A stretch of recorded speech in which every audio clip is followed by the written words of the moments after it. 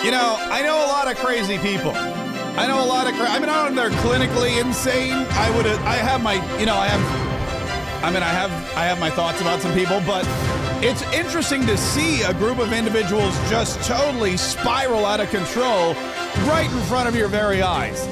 And I, for one, listen, I'm not complaining. I'm all excited about it. We knew it was going to happen. But the Trump derangement syndrome that the Democrats are feeling, that a lot of folks on the left are feeling right now, I've never seen it this bad. I've never seen this many people become so unhinged, so totally unglued, so detached from reality. I've never seen so many people react this way since since the final episode of Yellowstone or Lost or any of those other shows that had people arguing back and forth and just driving each other crazy. But what's happening with the left, thanks to Donald Trump, after just 16 days, by the way. I mean, think about this. When Joe Biden became president, those of us who were not supporters of Joe Biden became president, we were downtrodden. We were upset. We were a little miffed. We didn't think that the future would be bright. We were right, by the way. We were bracing ourselves for what was going to be a gloomy reality for the next 4 years, but we suffered through it. We did what needed to be done. We did the work, and we got to where we are today with President Donald Trump in charge of not just the United States of America, but apparently the world. And Donald Trump in the next 4 years is not going to stop until he has total control of the world. Whether it's the Panama Canal, whether it's Canada, whether it's Greenland, now whether it's the Gaza Strip, and we'll get into his big announcement here in just a minute. But the left is totally unhinged. I'm worried for everybody. I'm not just worried for their safety. I'm worried for ours, because desperate people do desperate things, and there's never been a group of individuals as desperate as the American Democrat Party is right now. These people are this is how unglued they become. This is how distraught and how lost in the woods these people are. They elected a straight white guy to be their chairperson. Isn't that wild? Isn't that wild? This is a party that was built on diversity, equity, and inclusion, and they're so lost. They have no clue what to do that they decided the best person to lead them was a straight white guy. I think he's rich too, which really shows you how off the mark they are. But these people have just gone insane, and they're going insane everywhere. It's not just one time. It's not just one place. It's not just the folks in Washington, D.C. It's not just the left-wing media. It's not just, the elected representatients. It's not just the leadership. It's all of them. It is mass hysteria. And probably one of the funniest, it's always funny to see Chuck Schumer, who at 74 years old, Chuck Schumer is still, I guess, the face of the Democrat Party. It's an old face. It's a wrinkled face. It's like a sad, evil, mean-looking face, but he's the face of the Democrat Party. And as the face of the Democrat Party, it's his job to go to all these protests that they're having because they hate Elon Musk, go to all these protests they're having because they hate Donald Trump, go to all these protests they're having because they're sad that they're losing millions of dollars through the USAID, go to these protests because they're sad that their illegal immigrant friends who they were hoping to naturalize, grant amnesty to and turn into Democrat voters are being shuttled out of the country faster than you can say, well, amnesty. They're mad about all of those things. They're mad that Donald Trump's going to end the endless wars and their stocks are going to plummet because the military industrial complex won't have any more tax dollars feeding into it. They're so upset about all that stuff. And poor Chuck Schumer has to go out there and jump up and down and lead the charge because now that Joe Biden's gone, now that Nancy Pelosi's basically retired, Chuck Schumer is the guy. And that's why he was outside the Capitol building yesterday, jumping up and down in his puffer coat, yelling, "We will win. We will win. We will win. We will win. We will win. We will win. We will win. We won't rest. We won't rest. We won't rest." I'll bet anyone $5,000 that after that, Chuck Schumer went home and rested. It's 'cause he's jumping. There's no way Chuck Schumer can exert this kind of energy and not need a nap. I mean, come on. We won't rest. We won't rest. We won't rest. Look at this motley crew. They got Chuck Schumer, 74 years old, Maxine Waters. I don't even know. Hey, Siri, how old is Maxine Waters? I don't even know how old she is. Maxine Waters is 86 years old. Maxine Waters is 86 years old. And then Representative Al Green with his cane waving it around like he's I don't know who he is. Hey Siri, how old is Representative Al Green? He's 77 years old. This is who the Democrats have jumping up and down at their protest rally. 84-year-old Maxine Waters, 74-year-old Chuck Schumer, and 77-year-old cane waving, can't walk by himself Al Green. And they're jumping up and down screaming, "We will win, we will win." We will win. We will win. We will win. We will win. Yeah, now the irony there is that they didn't win. They didn't win anything. They lost the midterm elections of the House of Representatives, or I guess the general election. They lost the Senate by a large majority. They lost a bunch of governorships and state legislatures across the country. They lost the presidency of the United States of America. And then they just lost their minds. They just lost their minds. And I have so many examples of it here that I'll bring to you. I'll bring to you in just a minute. We won't rest. When's the last time you believed a 74-year-old man who said he won't rest?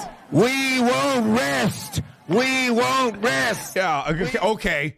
You check back. I'm going to check your office in 15 minutes. You're going to be passed out on that leather couch in the Senate Senate office building. Anyway, listen, thanks so much for tuning in today to Mark Kaye Saves the Republic. I'm so glad I see by the numbers that they're climbing. We've got Katriots, liberty loving, freedom defending Katriots joining us from all over the globe, and I'm so excited that you're here. And I'm so excited to be broadcasting another day at Katriot HQ, deep in the heart of luxurious Mar-a-Lago, situated in Jacksonville, Florida, where Mar-a-Lago is north, not to be confused with Mar-a-Lago, which is down south. Mar-a-Lago is up here near the Georgia border. Mar-a-Lago is down near Miami, but both beautiful, fantastic places, and both really hubs of liberty and freedom and the American way. And that's why we broadcast this show every single day. Make sure you're subscribed.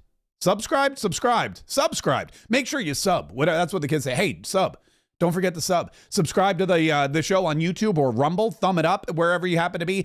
Make sure you've set those notifications too, because that's important. And if you're listening to the podcast, thank you so much for listening to the podcast. We have, by the way, and again, I'm not patting myself on the back because I don't do this alone. I do it with all of y'all. All y'all. This isn't when I say we, that's the thing, because I always say, we're doing this and we're doing that and we've got this and we've got that. And people say, who's working with you? Is Hannah working with you again? No, but I do have information about that coming up in today's after party. People say, what do you have like a big staff? No, I got nobody here. It's me. My wife's in the other room. She helps out. But when I say we, I mean us, cumulatively, the Katriots, the group of liberty-loving, freedom-defending Americans who have dedicated ourselves every single day to understand what's going on in the world and stay abreast of what's going on in the world and be informed and entertained and, of course, inspire each other and enlighten each other to the benefits of conservatism and the necessity of living a constitutional existence. That's what we do here every single day. And also we have tons of fun. We have tons of fun while we do it. At least I do. I hope you do as well.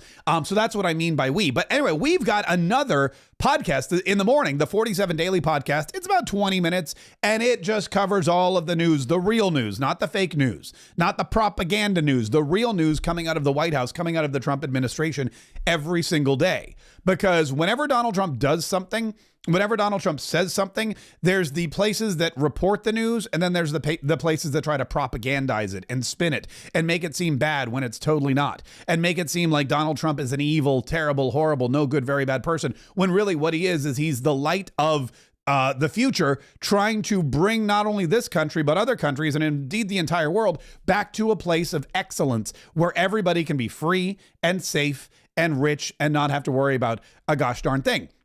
And there's a bunch of Democrats out there that don't like any of that. And we'll get to how Donald Trump's doing that. Donald Trump, man, he is overwhelming the Democrats. That's why they're so freaked out. He's overwhelming the Democrats in elected positions, the Democrats in Congress, the Democrats in all of their bureaucratic agencies like the FBI and the USAID and the Treasury Department and the Department of Education for now.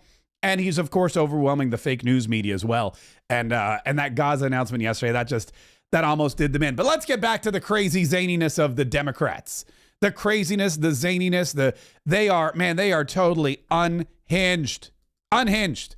And I love it. I'm here for it. I want to start with, I guess we should start with the Representative McIver. I forget her first name, but she was in New Jersey and she was screaming and yelling, much like Democrats do, and not only screaming and yelling, but threatening massive violence against anybody who gets in their way. This is what happens when the Republicans lost in 2020 and Joe Biden became president. What do? Do you remember all of the times that we would turn on C-SPAN or the news and we would see Republican, representatives like, Matt Gaetz or who else? Nancy Mace or what's his name?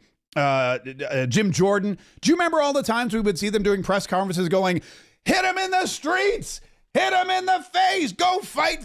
We're taking it to the streets. We got to take over the city. Do you remember all that? Yeah, no, because it didn't happen. It didn't happen. They said, all right, well, we've got to find good candidates. We've got to go out there with a strong message, and we've got to make sure that we get people to the polls, and we've got to fight, and win. But that was it. There was no violence. With the Democrats, it's only been 16 days. It's been 16 days since Donald Trump became president, and I think that's right. It's Wednesday. Yeah, it's Wednesday. It was Monday, the 20th of January. Today's the 5th of February. 16 days into the first 100 days of Donald Trump's presidency, and the Democrats are losing it. This is Representative McIver saying they're going to shut down the city of, I think it's Newark. We will not take this. We will fight back. Fight back. And as I close out, because I know we've been out here for a long time, and damn it, shut down the city. We are at war. Anytime a person can pay $250 million into a campaign and they be given full access to the Department of Treasury of the United States of America, we are at war. Okay, I have a question. Look, Maxine Waters is there too. I have a question. How does Maxine Waters travel around this much? Again, she's 84. Maxine Waters was in Newark, New Jersey with, LaMonica is her name. LaMonica McIver. Representative LaMonica McIver from New Jersey's 10th District. Maxine Waters was standing right there with her when she's screaming, we're at war. We're going to shut down the city. That's what they want to do. They're not about going back to the ballot box. They're not about regrouping. They're not about finding an agenda that's actually going to be palatable to the most voters out there. They're not about going out there and saying, hey, you know what? Our ideas suck. Donald Trump's ideas are great. Maybe if we had great ideas, we'd get votes too. They don't do that. They go, all right, Donald Trump won the election. We lost. Let's burn this place to the ground. Let's shut it down. Let's scream and yell and go through the streets and yell obscenities that Mark Kaye has to bleep out before he can play them on his show because he doesn't want obscenities on his show because it's a family program. And let's just shut it. We're going to shut down the city. Shut down the city. Yeah. That scared me. That was louder than I remembered it. That was loud. I gotta adjust my volume for her because she is one very audible person. Shut down the city. Yeah, but there's Maxine Waters sitting right next to her again. And she's mad about what they're mad about is Donald Trump, number one, because they hate the guy. But they're also mad about Elon Musk. They're mad that Elon Musk is coming in and doing exactly what Donald Trump said Elon Musk would do. They're mad that Elon Musk is coming in and doing exactly what Donald Trump promised Elon Musk would do during the campaign. DOGE, the Department of Government Efficiency, Donald Trump said would be created to do exactly what it's doing, and that is slash trillions of dollars of waste. Trillions of dollars of waste from the budget. And guess what? They're doing it, and now the Democrats are so mad. I can't believe it. I can't believe that DOGE is doing exactly what it's supposed to do, and as a result, we're going to shut down the city. Shut down the city! Yeah. Oh, excuse me. Pardon me. That's very... sorry. Anyway, but one of the things that they're most angry about is the USAID thing, because Elon Musk came in and basically it hasn't officially been shut down yet, but it's close. And we're finding out more and more why they're so angry about it. It's because they made so much money from the USAID off of the taxpayers.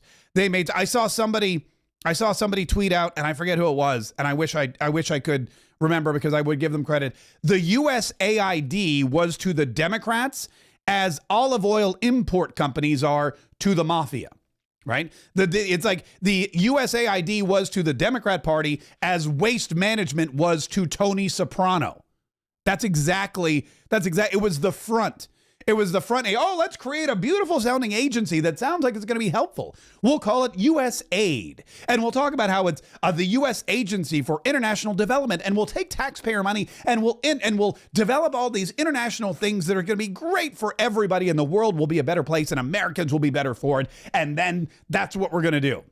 You know what they did with the money that they took through the USAID? You know what they were funding? I mean, yes, they were funding the transgender comic book in Peru. Which, by the way, if anyone has a copy of that, I would love to see that. I don't know if I hear it all the time. I've heard Caroline Levitt talk about it. Ooh, that was a Freudian slip.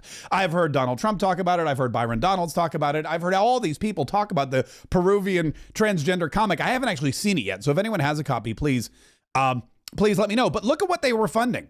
This is crazy. They were funding Politico,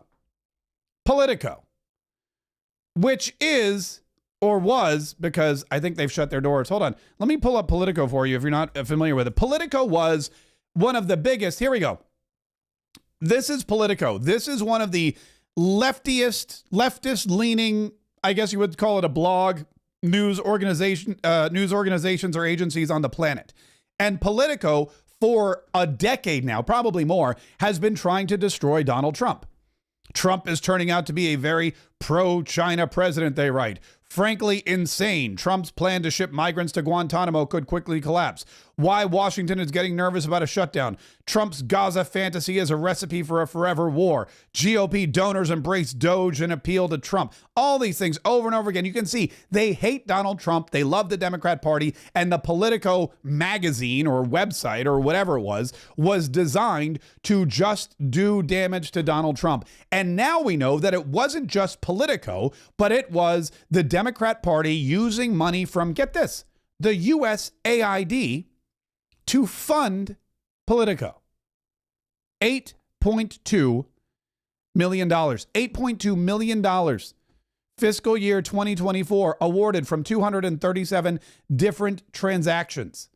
This is usaspending.gov. This is a recipient portfolio to Politico, also known by two other names. It has the business address. It has everything right there. And it shows how much money was funneled from the United States, from the USAID to Politico. This is Kyle Becker reporting. He went in there and he said, look at this. This is what Doge is finding out. This is what the Democrats don't want you to know about. This is why Elon Musk is now public enemy number one. Public enemy number one, because he's taken away their money. He's taken away their money. Politico is not going to make payroll this week. Why? Because they're not getting any more money from the government. Politico is not going to have operating expenses. Why? They're not getting $8.2 million or $8.5 million or whatever it is from the federal, $8.1 million from the federal government anymore. That has been cut out of the budget. And they're furious. They're furious because A, they got caught. And B, they can no longer use taxpayer dollars to fund a propaganda machine that's used to basically rig an election for their candidate over another. I mean, think about that. Let's say that how many people voted for Donald Trump? 76 million? 77 million, I think it was near the end. So let's say 76 million Americans voted for Donald Trump. Of those 76 million Americans, I would say probably, 100% of them pay taxes. And of all that tax money that those 76 million Americans are paying, let's see, how much went to Politico? $8.1 million. So you voted for Donald Trump, but your tax dollars funded Politico, which tried to attack and stop Donald Trump dead in his tracks and bolster and help Biden and Kamala Harris beat Donald Trump in the primary and in the general election. Elon Musk says, no way, Jose, shuts it all down. And now they're angry. Half of them are angry because they lost their money. The other half are angry because they lost their political weapon. And that's why you're starting to see people getting together, screaming and yelling into microphones, chanting about taking over cities and not resting and all that other stuff that they're doing. Shut down the city! Yeah, shut down the city. We will win. We will win. We will win. Yeah, I don't think think you're actually going to win, because the American people are happy with what's going on. The American people want Doge to do exactly what it's doing. They want Doge to save trillions of dollars out of the budget. They want Donald Trump to end endless wars. They want Donald Trump to secure the border. They want Donald Trump to stop the flow of fentanyl. They want Donald Trump to lower their taxes. They want Donald Trump to drill, baby, drill. They want Donald Trump to bolster our military. They want all of those things, and they're getting them. And the more that Donald Trump delivers on his promises and the faster he does it, the angrier the left becomes. Representative Stansberry, is her name Margaret? You know what? Every time I think of a Democrat now, I just think of, I don't really care, Margaret. So they've all gone from Karen to Margaret in my book. But Representative Stansberry, hang on, let me find I want to make sure that I get her name right. Melanie. I was close to Margaret. Melanie Stansberry. I believe she's from New Mexico. She was at a committee meeting and she's mad. She's furious mad. They want to investigate. They want to subpoena Elon Musk. They want to bring Elon Musk in front of the one of the House committees. I think it's the Appropriations Committee. And they want him to answer questions. The only problem is the Democrats aren't in the majority. They're in the minority. There's so few of them left. There's been so much attrition that Democrats a lot of them have been like, you know what? Joe Biden sucks. Kamala Harris is crazy. I don't stand for any of this DE&I stuff. I'm going to vote for Donald Trump. So the Democrat Party doesn't have the power or the numbers or the propensity for doing stupid stuff that they used to. And so poor Melanie Stansberry is in committee and she's saying we need to subpoena Donald Trump. And James Comer's like, no, let's move on. And Melanie Stansberry goes all Chuck Schumer, what's her name? LaDonna McIver or whatever. She just goes crazy inside the committee meeting. Here's what happened. Mr. Chairman, I think it's outrageous that this committee will not even entertain a motion. No, you state your, that's not a point of order. Somebody You know, who's breaking the law agree. and dismantling our federal agents. You're out of order. No, we don't listen to demagogues. Data, Out of and order. you will not Out of order. even Out of order. entertain a motion The to motion bring of this order, in and this is front of the demagoguery. This is oversight out of order. committee. Are in favor of tabling. Yes, signify. let's have order in this country. Stansberry, you're out of order. You know you're out of order. You know the rules of this committee. There's been a motion. Mr. and a Elon second to Musk is table. out of No. order and He's dismantling. out of order. God. I call the question. Mr. Elon Musk. There's been a motion and second. All right, now she should be removed from this committee, by the way. That's one of the things that the Speaker of the House should look into. The Speaker of the House, a guy by the name of Mike Johnson, should remove her from this committee because there's rules, there's regulations, there's order. Everybody else can follow the rules. Everyone else can follow the regulations. Everyone else can stay in order. But the Democrats can't. They've lost their minds. They're furious. They hated Donald Trump, and now they also hate Elon Musk. They had TDS, Trump derangement syndrome. Now they have EDS, Elon derangement syndrome. And they can't handle two derangement syndromes at one time. So they're going to yell and scream in the street. They're going to go outside of they're going to yell and scream outside the Capitol building. We won't rest. We won't rest. They're going to yell and scream in Newark, New Jersey, outside of whatever building they were standing outside of. Shut down the city! Yeah, and now they're going to yell and scream inside the Capitol building in their committee meetings, and that is not going to fly with the Republican Party, who still has control of this government. Mr. Chairman, I think it's outrageous that this committee will not even entertain a motion. No, you state your, that's not a point of order. Somebody You know, who's breaking the law agree. and Point of order. dismantling our federal agents. demagoguery. You're hiring We're out of federal order. agents No, we don't listen to access demagogues. data, Out of and order. you will not Out of order. even Out of order. entertain a motion The to motion bring of this order, in and this front is of the demagoguery. This is oversight out of order. committee. Are in favor of tabling. Yes, signify. let's have order in this country. Stansberry, you're out of order. You know you're out of order. You know the rules of this committee. Yeah, I love that, by the way. And that's what by the way, when I get to Congress, when I primary John Rutherford in 2026 and I get to Congress, I'm going to do exactly that. Not what she did, but here's the thing. You can tell what happens is because everyone knows they're being recorded and everyone knows that they're trying to go viral and that kind of thing. They know that these things are going to make it to television. They're all on C-SPAN anyway. So what happens is when they try to filibuster like that, all the Republicans start talking into their microphones at one time so that it drowns them out. It's like at the Trump rally. If you ever... Who's been to a Trump rally? Raise your hand if you've been to a Trump rally, unless, of course, you're driving, in which case, keep at least one hand on the wheel. But if you've ever been to a Trump rally, You may remember, and especially in the early days of Trump rallies, they would have this, you'd get in there and there'd be thousands of MAGA faithful. There'd be lots of America First Trump supporters. There'd be waving the American flag and taking selfies. It was great. Just such a fantastic environment. I'm going to miss them. I got to be honest with you. But the one thing they would say, they would have this recording. They would have this recording come over the loudspeaker in the arena or the airplane hangar or wherever you were, and the recording would say something like, "Ladies and gentlemen, if you encounter a protester, or if somebody begins protesting and screaming loudly near you, please do not harm them," which means don't start pimp slapping them. "Please do not harm them. Simply encircle them. Raise your signs in the air and start chanting USA, USA." So a lot of times when you were watching a Trump rally on television and you started seeing groups of people or clumps of people all over chanting USA, USA, USA, yeah, it's because they love America, but also it's because some idiot left-wing lunatic socialist snuck in, started screaming something at Donald Trump, and these people, these MAGA faithful, just surrounded him, held up their signs so you couldn't see him, and started chanting USA, USA, USA, and it drowned out the protester. And then the cops would also know where to come. Cops would come over and be like, "Oh, okay, it's over there. Let's go get this person," and escort them out. That's exactly what the Republicans are doing now in Congress, because the Democrats are acting the way these protesters did at the Trump rally, and you can hear it Mr. here. Chairman, I think it's outrageous. Order. Somebody You know, who's breaking the law agree. Point and of order.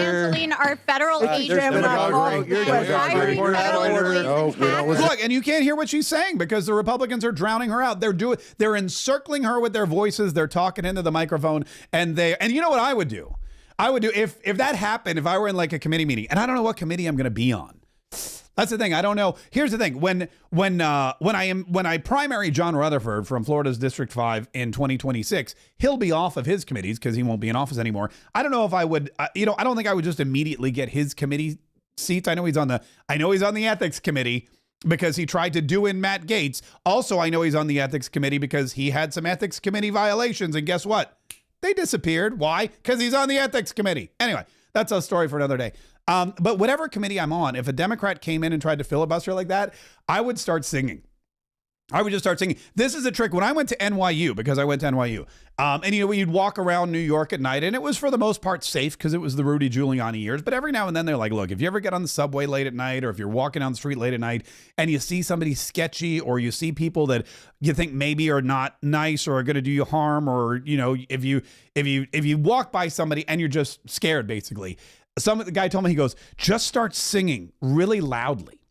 Just start singing really loudly, like you're in your own world, like you're in your own head, like you're crazy, act crazy, and they won't touch you. And I was like, really? And they're like, yeah. And gosh darn it, it worked, man.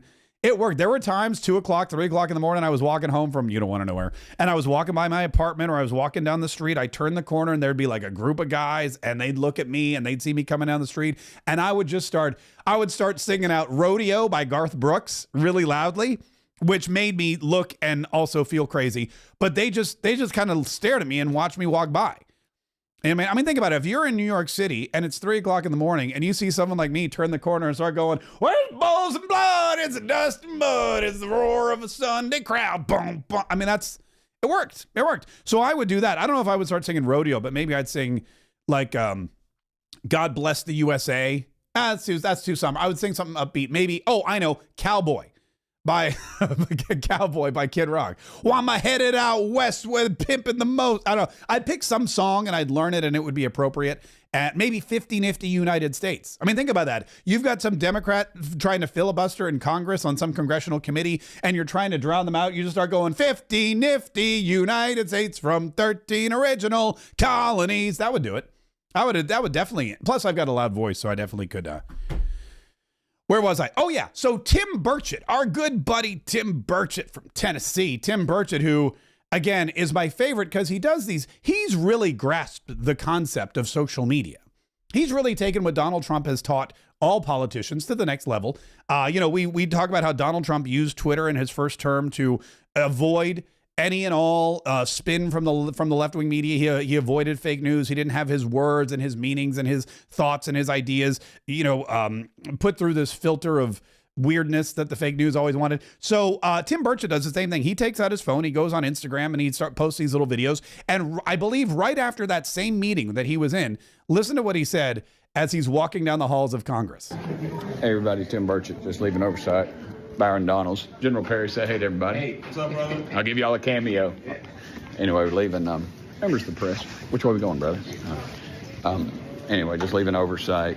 A little bit of a dust up, I'd call it. The Democrats trying to subpoena Elon Musk, and we voted against it. It just, all they're trying to do is slow the work of Doge down, and currently with it, like, they're pitching a fit about USAID. And dadgum, if I can't go to Colombia and see a taxpayer-funded transgender opera, what the heck is this world coming to? Look, you're seeing all the fits being thrown on this stuff, and you should follow the dadgum money, because always they have a family member or a friend, or I'd like to say a wife and or girlfriend, that's drawing a check from one of these bogus organizations. You don't spend $60 million eradicating rats. It goes somewhere in somebody's pocket. We just got to start paying better attention. Thank y'all for sitting here. Follow that. That's Sling Blade, by the way. That's Representative Sling Blade from Tennessee. You can follow the daggum money. They always got a wife or girlfriend or both drawing a check. And he's right. I mean, he's 100% right. And he's saying, look, this is that we got a kerfuffle, and man, if I can't go to Colombia and see a government-funded transgender drag show, what good is it? What good is me paying taxes? I mean, Tim Burchett boils it down to the simplest terms that anyone can understand. It doesn't take all this money to eradicate rats. It doesn't take all this money to do whatever it is they're wanting to do. The money is going to a wife, to a husband, to a girlfriend, to all three. The money's going to a family member. Heck, sometimes it may just be going directly to them. So that's what he's saying. He's saying you got to follow the money. You got to look at where these things end up. And as a result, you're starting to see the Democrats unravel. And they're furious at Elon Musk, and they're furious at Donald Trump for bringing Elon Musk in. In fact, Al Green, crazy cane-waving Al Green, 77 years old. These people are so old. They're so old. Get out of Congress. Term limits. That's going to be my pet project. If anyone says, Mark, hey, what are you going to run on? I'm going to be like, term limits. We need them finally. A crazy cane-waving Al Green wants to impeach President Donald Trump. This morning, he stood up, without his cane, by the way, which I thought was weird. He stood up on the floor of the House of Representatives, and he introduced articles of impeachment for, well, I'll let him tell you. I rise to announce that the movement to impeach the president has begun. I rise to announce that I will bring articles of impeachment against the president for dastardly deeds proposed and dastardly deeds done. For dastardly deeds proposed and dastardly deeds done. That's what are you impeaching the president for? Treason? What are you impeaching him for? There's a collusion, coercion. What was it? Corruption? No. Dastardly deeds. Dastardly deeds done. Is that what he said? Dastardly deeds done. Isn't that an AC/DC song? Isn't that dastardly deeds done? Oh, it's dirty deeds. That's dirty deeds. That's Al Green's version. Dastardly deeds done dirt cheap. Dastardly deeds done dirt cheap. Dastardly deeds done dirt cheap. that's going to be the new song. Dastardly deeds done dirt cheap. I love it. As soon as I can clear it. I can't play the actual song because of copyright violation, but come on. President Donald Trump being impeached by Al Green of the Democrat Party, not for treason, not for high crimes and misdemeanors, not for collusion, corruption, quid pro quo, not for starting an insurrection at the Capitol building. No, none of those worked. So this time we're going to impeach him for dastardly deeds done dirt cheap. Dastardly deeds done dirt cheap. They're losing their minds. Whatever minds they had left, poof, they're gone. And it's only 16 days in.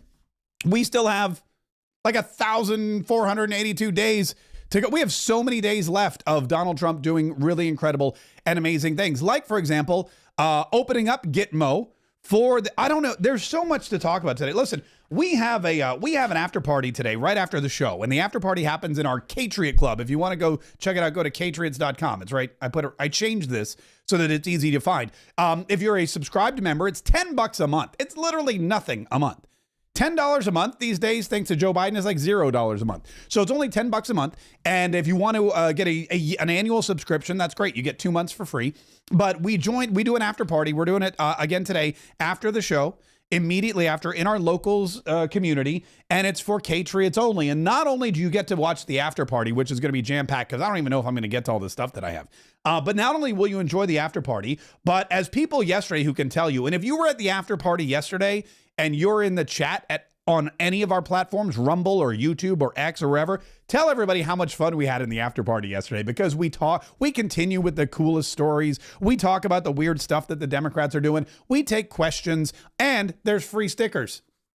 Every member of the Katriot Club gets free stickers. The Gulf of America sticker, the 47 Daily sticker. We have the official Mark Alago crest sticker, which has never before been available until now. And also you get a 25% discount, which is super valuable. I mean, you want to talk about making your money back? We had a bunch of Katriots join the Katriot Club yesterday, and they paid $10 a month or whatever. Then they immediately used their 25% off lifetime discount at the Mark K shop and immediately made back their money. Because when you buy a couple hoodies and a t-shirt and you get 25% off, woo! I mean, that's like 3 months worth of savings. So you can join the Katriot Club. Anyway, immediately after this broadcast today, we're going to be going live for the after party, and there's so much to talk about. But listen, even before we get to Gaza, there's a lot going on. There's a lot. Let's talk a little bit about Gitmo first, because Caroline Leavitt, the press secretary for the United States of America, for the Donald Trump administration, was out again. And she has this interesting task. She's got to go out and tell everyone what Donald Trump has been doing. And again, there's a lot. There's a lot of stuff to keep track of. There's a lot of stuff that's going on. There's stuff happening every single day. Yesterday, like 92 things happened. Today, 93 things are going to happen. The left is getting buried under the weight of it all, and that's planned. And I'll tell you why in just a minute. But she said, "Look, people, they're not understanding. Donald Trump is not stopping. He's not slowing down. He means business." And he is going, you better start taking him seriously if you haven't already. Trump is not messing around, and he's no longer going to allow America to be a dumping ground for illegal criminals from nations all over this world. And so El Salvador has not just agreed to the repatriation of their own citizens, but also illegal criminals from other nations who will then be sent to their prisons. Venezuela as well has agreed to repatriation flights, and Colombia also agreed to cooperate with the repatriation of illegal Colombian nationals that we have found in the interior of our country. And I can also confirm that today, the first flights from the United States to Guantanamo Bay with illegal migrants are underway. Okay, this is interesting because the whole thing about Gitmo, about Guantanamo Bay, about these illegal immigrants being shuttled out to Guantanamo Bay, this was floated like maybe 4 days ago, 5 days ago. I think sometime over the weekend we first heard about it. And they, Pete Hegseth said, yeah, we're going to go down there. We're going to start putting it together. They asked Kristi Noem about it. Kristi Noem was like, sure, we just got to make a couple of upgrades, but sure, they're ready to go. And it's a fully staffed Marine Corps base. I mean, there are Marines on the ground. They're ready, willing, and able. This isn't something that takes like months. If it were any other administration, first of all, they would never suggest using Guantanamo Bay to house illegal immigrants. But if it were any other administration, they'd say, yes, we're going to retrofit Guantanamo Bay to house dangerous criminal illegals on their way to being deported and repatriated back to their homelands. It'll take about 6 months. Donald Trump did it in like 6 hours. And now they're headed there. And Tom Cotton's on Fox News saying, yeah, it's happening, folks. If when Donald Trump says something, you better be prepared, because before you blink, it'll get done. Well, Dana, President Trump is right. Guantanamo Bay is a good place to put these illegal migrants. It's much safer than an American base. It's a large base. I've been there. It has a very modest American presence there, unlike bases here in America where we have large families and training grounds and so forth. There is a detention center in Guantanamo Bay going back to at least the 1990s under Bill Clinton. with migrants there pending repatriation to their own countries. You don't have to worry about losing control of them or even escaping the base, as happened in Arkansas in 1980 at Fort Chaffee when Governor Clinton, or Bill Clinton, was the governor, and we put the Mariel boatlift people there. So I think it's a very smart idea to put some of these migrants who are pending repatriation to their home countries in Guantanamo Bay. It's kind of like what our Secretary Rubio discussed with President Bukele of El Salvador over the weekend. He's very pro-American. He's been supportive of the United States. He's willing to take foreign nationals as well, pending repatriation. I think that's something we should consider as well. It's just an example of the kind of creative, unconventional thinking that the president has brought back to Washington to serve American interests, to get dangerous and violent migrants off of our streets and back to their home countries. Yeah, and look, if they don't want to go, if they're not being taken back home, if they're not going back to El Salvador or Venezuela, take them to Guantanamo Bay. Guantanamo Bay, by the way, is the most perfect detention facility because nobody wants to. You don't want to escape Guantanamo Bay. Why? There's nowhere to go. Look, Guantanamo Bay is located on the southern end of Cuba. A lot of people think it's on the northern. No, it's here's okay. So here's Florida, right? You got Key West, and then you've got, oh wait, where'd it go? Yeah, there's Key West, and then you've got Havana over here, right across the way. But Guantanamo is way the heck down on the other side of Cuba. So it's right over here. And if you escape Guantanamo, here's where you can go.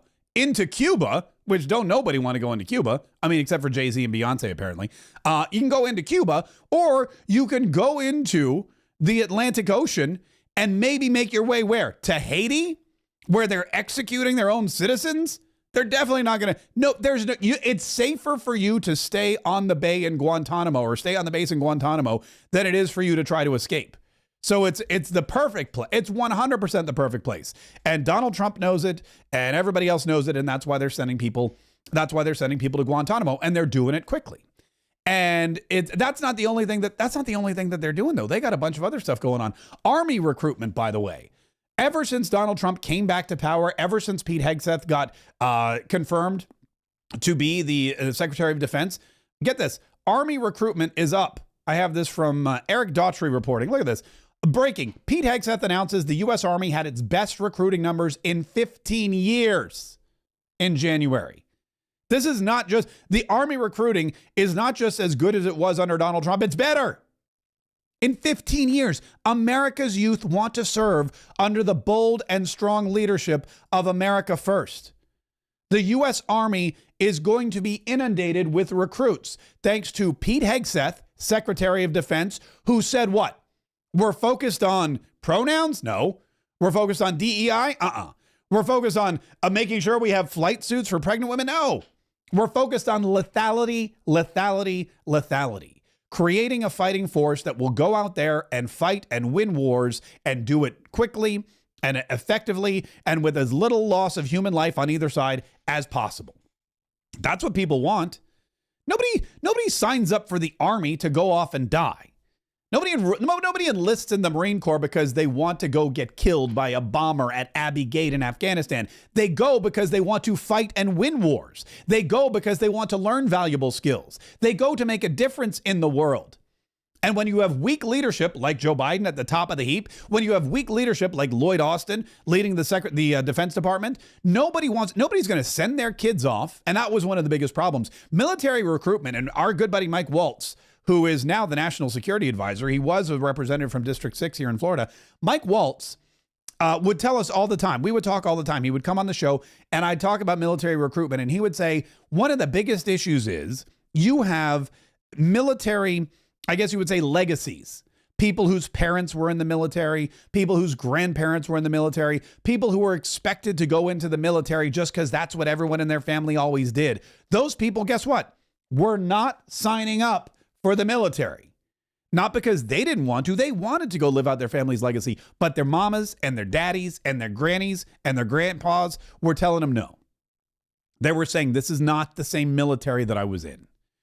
I do not trust Joe Biden as the commander-in-chief. I do not trust Lloyd Austin. I do not trust the warmongers in the Democrat Party that are going to send you somewhere and keep you in an endless fight in, I don't know, Ukraine or Taiwan or somewhere else. I don't trust these people. Your life is at greater risk being in the military under Joe Biden than at any time in history. So these parents were telling their legacy children, don't go into the military. That's not happening anymore. Strong leadership means these soldiers will be protected. Strong leadership means that people are confident again, that when their kids go off and join the Army, the Navy, the Air Force, the Marines, the Space Force, the Coast Guard, whatever, they will be returning home because Pete Hegseth and Donald Trump will make gosh darn sure of it.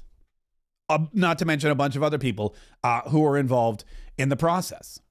This is all good news. This is all good stuff that's happening. These are the things that the Democrats hate. These are the things that they don't want a strong military. They don't want an end to endless wars. They don't want the USAID to be defunded because then they're not going to get any of their payments for their propaganda machines. They don't want they want the status quo. They want Joe Biden's America back. But instead, they're not getting that. You know what they're getting instead? They're getting Pam Bondi. Pam Bondi, congratulations to Pam Bondi. She made it through. She made it through her confirmation, which was brilliant, and she got confirmed by the Senate. You know how many Democrats voted for Pam Bondi in the Senate?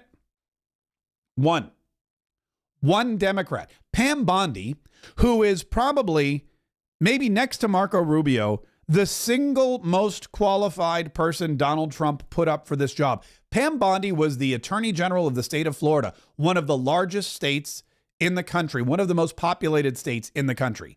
Pam Bondi has prosecuted criminals nationally, internationally, domestically. She's fought every kind of crime.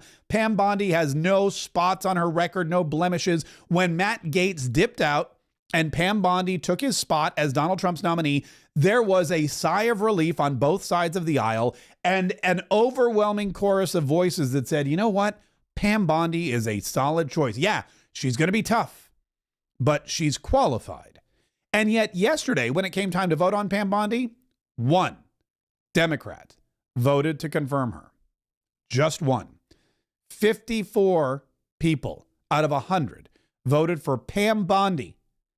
There's nobody else that Donald Trump could have put up that's more qualified than Pam Bondi. Oh, by the way, guess who the Democrat was who voted for Pam Bondi? I bet you can guess. I bet if you think about it, I bet if you think about it, you figure, okay, here's a hint. Ready? Hoodie. All right, and this is a Fox News alert. Trump's nominee for Attorney General Pam Bondi was just confirmed by a vote of 54 to 46. Joining me now, Chris Bedford, author of Beltway Brief. Chris, the lone Democrat to vote for Bondi was Senator Fetterman of Pennsylvania. It's frankly despicable that more Democrats didn't vote for her. She's eminently qualified for this job, which once again shows you that this is about politics with the minority party right now. It is. And I actually wrote a Beltway Brief newsletter about this on Monday, whereas you compare to Biden's picks, there are all of his cabinet picks up through this week of February 2021. Only two Republicans voted against all of them. There's Senator Ted Cruz and Josh Hawley, neither of whom were ranking members at the time or committee chairs at the time. Now, if you look at it, there are a dozen Democrats, including ranking members and powerful Democrats who pretend to ask serious questions of nominees, who have voted against every single one of Donald Trump's nominees. They don't care about him having a cabinet. Right now, they're talking about holding up nominations to the State Department so that money can go to foreign countries. We are dealing with an extremely obstructionist party. An extremely obstructionist party. The Democrats, they don't care about democracy, ironically. They're always screaming and yelling about how Donald Trump's tearing apart our democracy. He's gutting the Constitution. Well, guess what? He's not the one holding up the nominees. He's not the one keeping these important government agencies and departments from getting the people that they need. I mean, we need these people confirmed. And the Democrats, instead of confirming people, what's Chuck Schumer doing? He could be in the Senate. He could be voting to confirm Kash Patel for the FBI. He could be voting to confirm RFK Jr. for the Health and Human Services. He could be voting to confirm all of these people that have been unconfirmed. But what's he doing? He's out in the streets chanting and yelling about how he won't rest. We will win. We will win. We will win. We will win. We will win. We won't rest. We won't rest.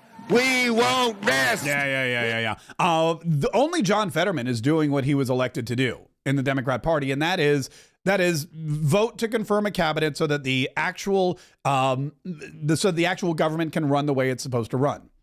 And man, if they're doing this to protest Donald Trump or Elon Musk or the USAID or any of these other things that Donald Trump's doing, that's fine. But it's clearly political. And it has nothing to do with the qualifications of the candidate, which means, by the way, that I imagine we're probably going to see some tie-breaking votes with some of these upcoming cabinet positions. RFK Jr., if we lose 3 Republicans, not a single Democrat, although John Fetterman may.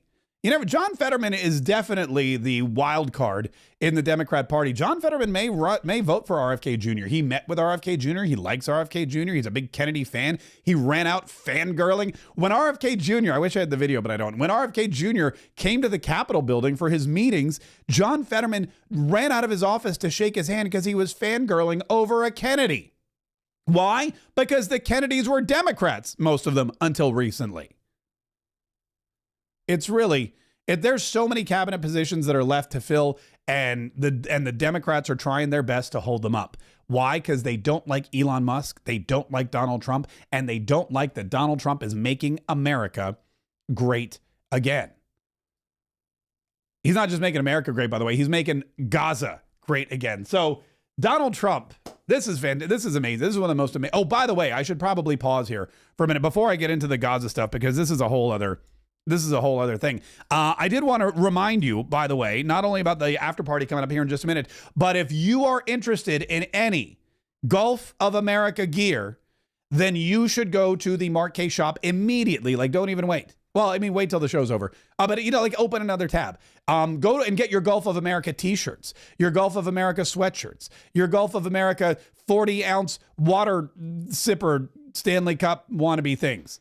This is, again, the single most popular item that we've ever come up with. This design, the Gulf of America, as soon as Donald Trump announced it, everyone was clamoring for these things. You guys wanted them. We made them.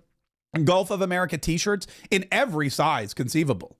We have Gulf of America. We've got the official Donald Trump portrait collection too. This was the official portrait that was that Donald Trump used for the inauguration. It's the official portrait that hangs in every government office building, and it can also be on your chest. Where's the photo? The photo is going to populate. Yeah, there it is, in olive green, which is very cool and American looking. Gray, we've got all the different colors. We've got the light version too, because some people are light mode. And just a whole bunch. If you want your Patriot gear, if you just signed up for the Patriot Club for the after party and you want to get your Patriot gear, go do it. And don't forget, you get a 25% off code when you join the Patriot Club, and that code is good for life. MarkKayShop.com is where you go. Mark Kaye Shop, MarkKayeshop.com. Oh, look, Angel G in Colorado Springs just got a women's Patriots hoodie. Angel G, you're going to look great in that women's. Oh, look, Julie T, just in Kenosha, just got a V-neck Trump portrait t-shirt. Look at this. And you're going to love it all. You're going to love it all. MarkKayShop.com. All right, let's get back to what's going on with Gaza. Yes, I was watching this in the kitchen, right? Because this was supposed to happen at 5:00. It was closer to like 7. That's fine. It's Donald Trump time. He's meeting with Benjamin Netanyahu. And what happened was Benjamin Netanyahu, he came to the White House and he met with Donald Trump.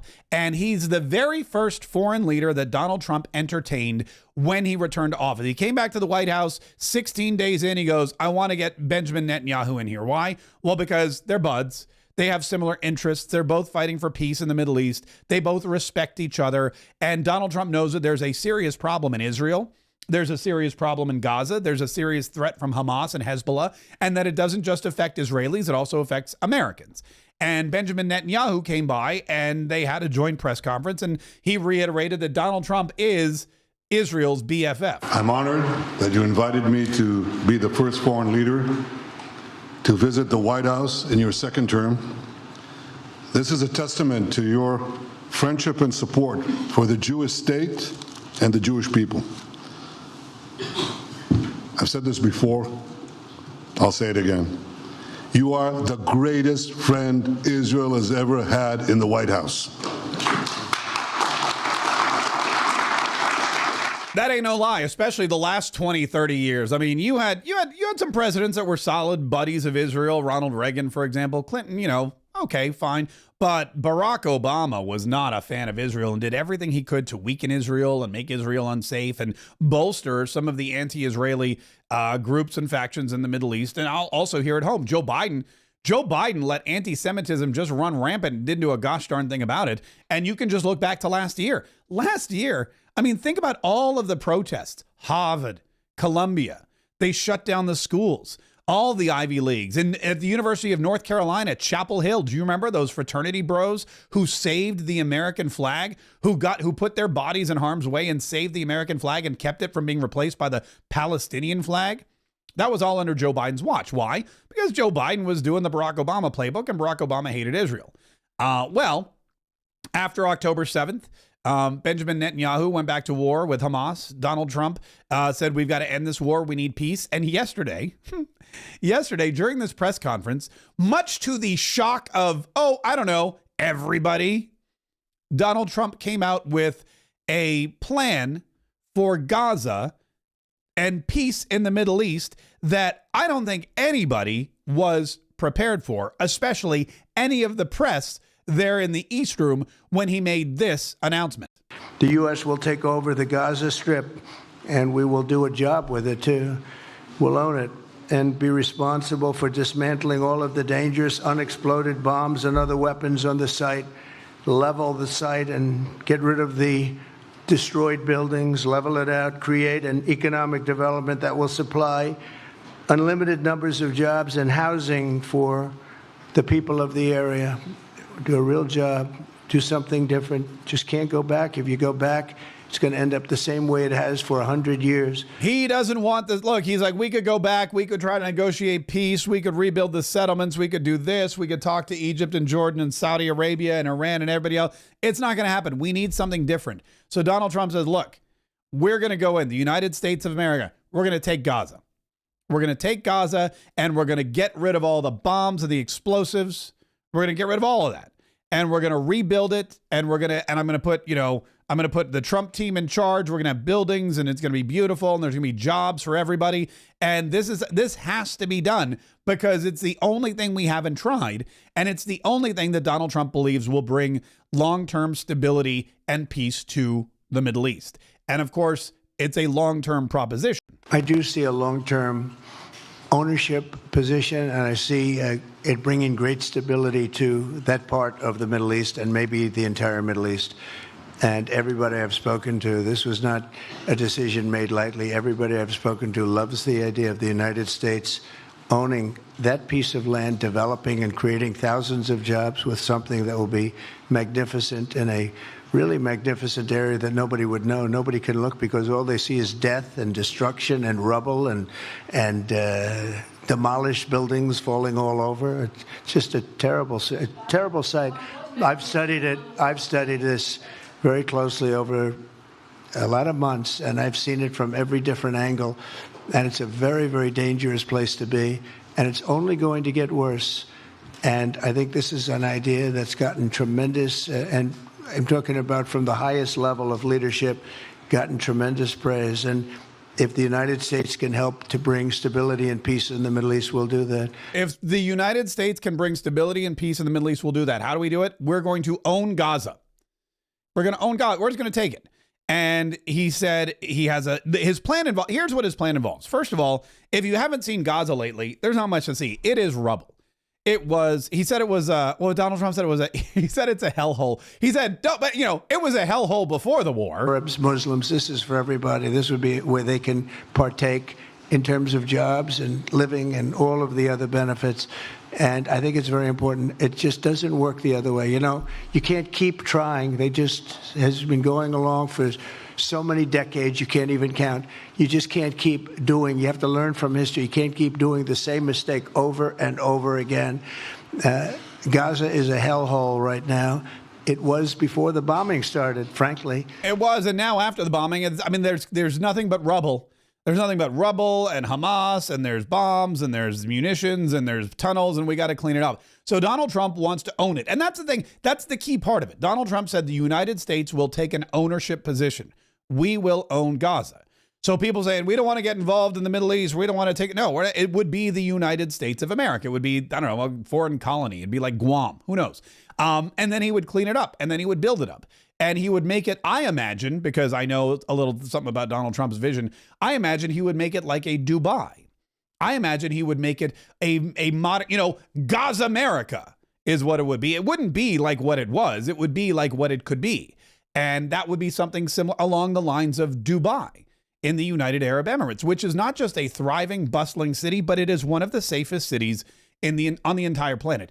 Dubai is in the middle of the Mideast, and it is one of the safest places you can be.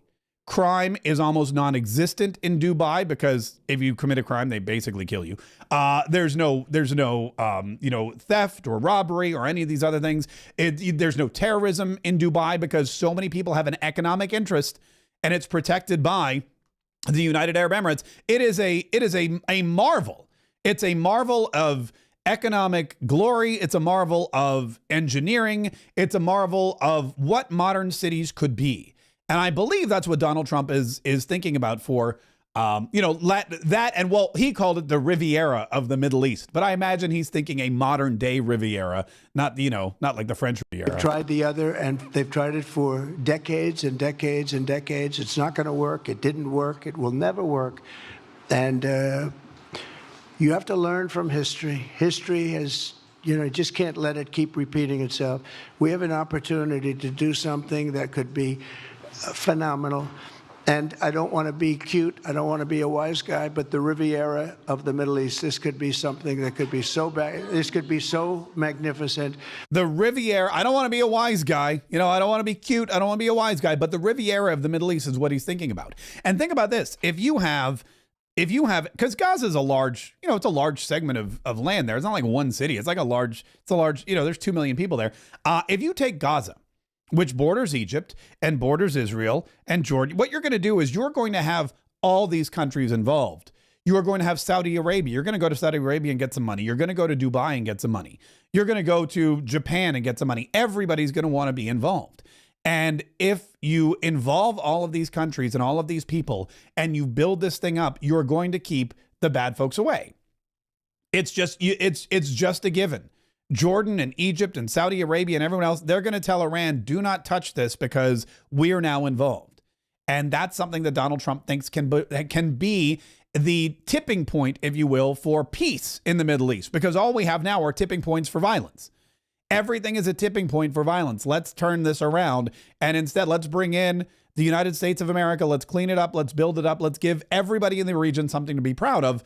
And we'll take it from there. Now, this, of course, includes resettling 2 million citizens, Palestinians who live in Gaza, which, I still don't know why you would want to be there. It is basically a hellhole. And they would be resettled to colonies in Jordan and Egypt and maybe elsewhere. And Donald Trump has, guess what, meetings with Jordan and Egypt in the coming weeks. And I imagine one of the things they'll be discussing is, hey, where can we put these 2 million Palestinians so that we can, tear down Gaza and start building it right back up? That's the plan. Escort these people to a nice, safe location where they can live the rest of their lives in peace and harmony, give them whatever they need, and then rebuild Gaza from the ground up. And as you can imagine, this is an idea. By the way, Israel is all about it. I believe, Mr. President, that your willingness to puncture conventional thinking that has failed time and time and time again, your willingness to think outside the box with fresh ideas will help us achieve all these goals. And I've seen you do this many times. You cut to the chase. You see things others refuse to see. You say things others refuse to say. And after the jaws drop, people scratch their heads and they say, he's right. And this is the kind of thinking that enabled us to bring the Abraham Accords. This is the kind of thinking that will reshape the Middle East and bring peace. After the jaws drop, people scratch their heads and they go, you know what? He's right. The one thing Donald Trump knows is that people don't like new ideas. They hate them. Everybody hates a new idea. New ideas, people don't like change at all. It's inevitable, but they don't like it. And so new ideas are always met with friction. New ideas are always met with somebody with angst and anger and people lashing out. And this new idea is no different. People were lashing out. But when you stop and when you think about it, you can really look at it and you go, you know what? There's something there. And even some Democrats, immediately after Donald Trump announced this, their jaws dropped. And then they started scratching their heads and they were thinking, you know what? He's right. And this morning, Mike Johnson, Speaker of the House, was asked about it, and he said this. He's taking bold, decisive action to try to ensure the peace of that region. It's a bold move, certainly, far bolder than what's been done before. But I think we've got to stand unequivocally in an unwavering manner, as the whip said, with Israel, our closest ally and friend in the Middle East. And I think if we could control that situation and bring about a lasting peace there, it would do well for everybody, not just in the region, but around the world. It's a volatile place. And I think the strong and decisive move is an important step in that regard. As was noted earlier, Prime Minister Netanyahu being the first international leader to meet with the president in the White House is more than symbolism, but it is a symbol. And it shows the world that we're not going to equivocate. The previous administration did that. They tried to appease Iran and by extension, its proxies, terrorists, and they frankly encumbered Israel in so many times. You're seeing a reversal of that now. That is very important development. I think our allies around the world appreciate that. I know because I talked to lots of leaders around the world, and they've been very nervous about the instability there. I think this could be a bold step in that regard. It could be a bold step in that regard. So he's reading his script just the way President Trump wrote it for him. Mike Waltz, who's the national security advisor, who was there yesterday at the announcement and who's a good friend of the show, was also there. And he was on Fox News this morning. He was asked about it. Here's what he said. As the president said last night, it's not just 1, 2, 3, or even 4. It could be multiple nations involved. We welcome their proposals, but the practical reality is for 10, 15 years, I don't know that we have 2 million people literally living in tents with, barely surviving. So those things were discussed. And Martha, I'll just take you back to moving our embassy to Jerusalem, recognizing the Golan Heights, even the idea of peace with the Abraham Accords were all labeled impossible and fantastical and ridiculous in his first term. And now it's happened. So President Trump is unorthodox. He is thinking big, but he is also, if you actually listen to his words, thinking about, what is a real alternative for the Palestinian people to live in peace and have, a bright future for the next generation. And then as a builder, what's practical in getting rid of all of that unexploded ordnance, all of that rubble, and actually being able to rebuild? And he had, by the way, he knows it's a long-term plan, by the way. And this is something that's interesting. He had J.D. Vance at this presentation. He had J.D. Vance at this press conference, and he made sure to introduce J.D. Vance, and he made sure to make sure that J.D. Vance stood up and waved to the crowd. And J.D. Vance is always, you can always see Donald Trump whenever he travels. It's really interesting. Whenever he travels, whenever he does whenever he does an event like this, a press conference, J.D. Vance is there. And J.D. Vance is pointed out to the crowd. J.D. Vance is in the Oval Office when decisions are being made, and J.D. Vance is promoted by the White House. This is not a vice president that is typical, just sitting back at the Naval Observatory waiting for, the president to have a heart attack so he can step into his shoes. No, J.D. Vance is the guy that Donald Trump has selected, and he's going to spend the next 4 years saying, look, I have big plans, but I only have 4 years in the White House. So you're going to be the guy. I'm going to make sure the world knows you're the guy. I'm going to make sure everybody knows J.D. Vance is going to finish what I start. And so when he announces a project, which could take 20 years, easily 20, it looks like 15 or 20 years. As soon as they get clearance to start this, if it happens, as soon as he can get everybody on board with it, it's a 15 to 20 year project to build up Gaza the way that Donald Trump imagines, and he's got 4 in the White House. That means, gosh, he's going to need someone for at least 8 more years to finish the job, and J.D. Vance apparently has been the hand-selected guy to do that. Not a bad choice either.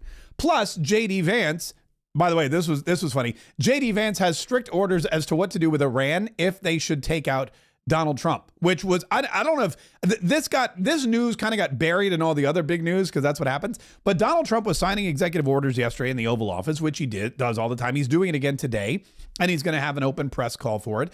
But Donald Trump was signing executive orders in the Oval Office, and he was asked a question by Peter Doocy about what happens, after you sign this thing. And Donald Trump got into a little story time about how, oh, by the way, if I get assassinated by Iran, I've left strict instructions with JD as to what's supposed to happen next. And why say that you're unhappy to sign it if it's Iran and their proxies who have threatened to retaliate against you and your team by killing you guys for taking out Soleimani? Well, they haven't done that, and To be engaged on this. that would be a terrible thing for them to do, not because of me. If they did that, they would be obliterated. That'd be the end. I've left instructions. If they do it, they get obliterated. There won't be anything left. And they shouldn't be able to do it. And Biden should have said that, but he never did. I don't know why. Lack of intelligence, perhaps. But he never said it.